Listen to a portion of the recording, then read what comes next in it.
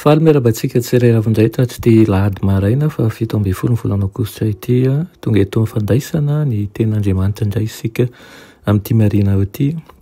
Ina dia hitondra hery ho anao hatrany ane izany ary ampitoetra hatrany eo amin'ny fanarahana ny tompo. Lohanderantsika ny amin'izany mofinaina izany dia hivavaka isika. Hitomba Andriamanitra eo mbola vempisaoranao izay dia ny tompon'andro emenao nay ihany io.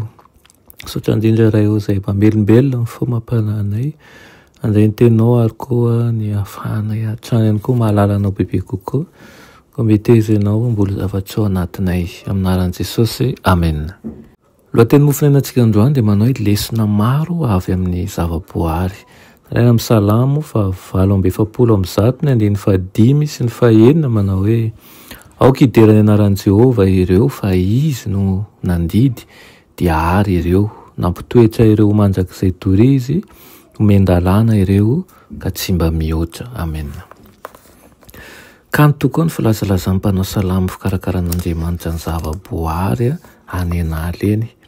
Hoy izy manao hoe ny tendrombohitra avo dia ho an'ny osidi ny aram-bato no fiarovana ho an'ny hiraka. Nandefa ny loharano amakivaky ny avony izy mba hanorenany vorona ny akaniny ka ratsakazo izy no anenony.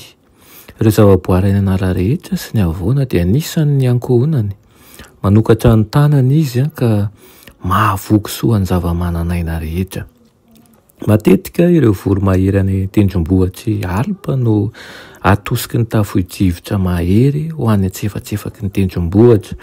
Manodidina an'io vorona mahery io ny rahona matevina ka tsy hita ny toerana avo tratry ny masoandro izay nanorenana ny ankaniny.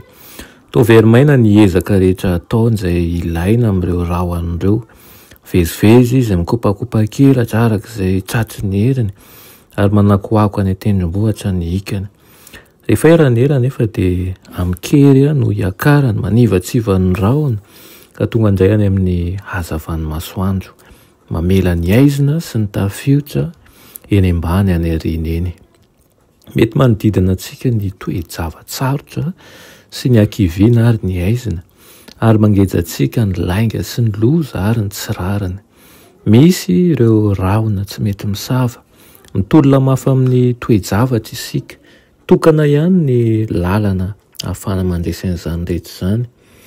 Mijanona eto amin'ny tany ny zavona. Any ankoatra ny rahona kosa dia mamirapiratra ny fahazavana avy amin'Andriamanitra. Azontsika atao ny miakatra ho amin'ny fahazavan'ny fanatrehany eo amin'ny helatry ny finoana. Maro ireo lesona izay tokony ianarana. Mampianatra antsika hanana ny toky ny hazo maniry ireny eny amin'ny avoana na tendrombohitra. Mamaka lalina ao amin'ny tany izy ary mahajoro eo anatrehan'ny tafiotra mahery.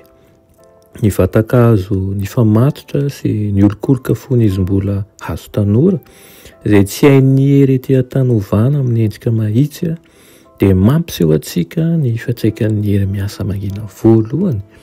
Ary ihany koa raha fihevina ny tenambara dia maro tokoa ny lesona azo sotonina anivon'ireo zavaboary satria miay azy ireny ary nanamboatra azy ireny Andriamanitra amin'ny fahafenony amin'ny hatsarany ary mipetraka amin'ny fitoerana tsara indrindra avokoa izy ireny.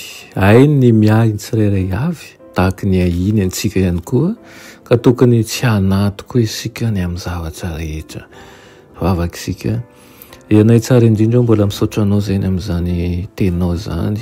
Tahaka ny narianao sy nanambarahanao sy nampilaminanao ny zavatra rehetra dia ampitoera ao aminay koa ny finoananao ny fahafenony mba hatsapahanay sy tsy handehananay anjambany fa miay anay tokoa ianao. Aminaran'i Jesosy amen.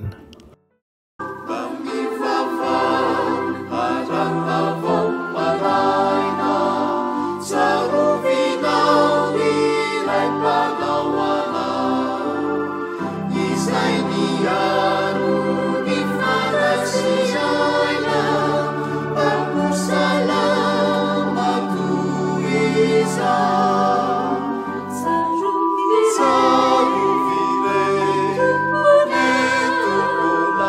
Sepiaro